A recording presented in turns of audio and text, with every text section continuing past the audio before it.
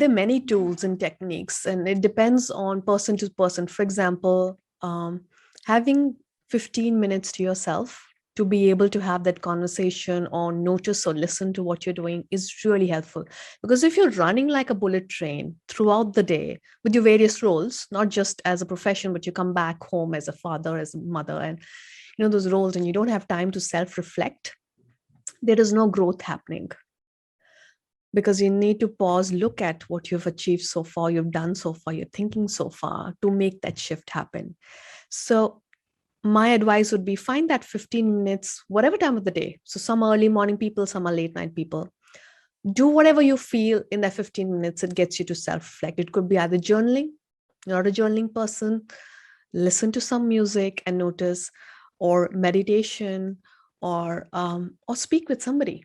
Like if you have somebody who's a good listener, and that doesn't need to happen every day, probably once a week, have that conversation. So find that resource where you take out 15 minutes a day, or probably half an hour, 1 hour in a week, where you just pause and self-reflect. What have I done so far, and where do I want to go?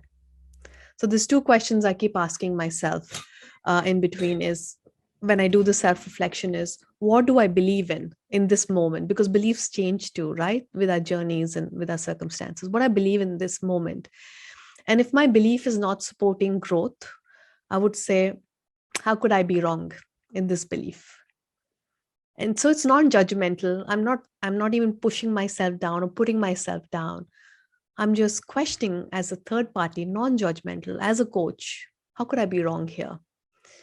And if you have somebody else asking that question, it's even better, because then you can hear your own voice and then make that decision.